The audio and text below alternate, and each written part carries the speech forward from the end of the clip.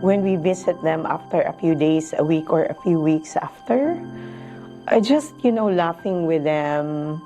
I always love the time when we have merienda. We like eating in the Philippines.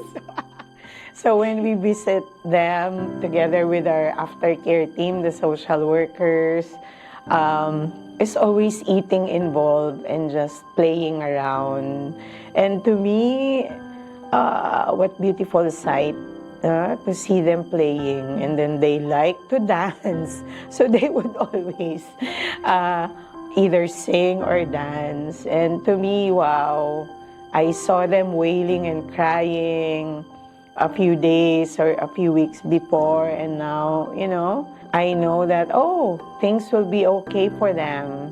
Things will be okay for them.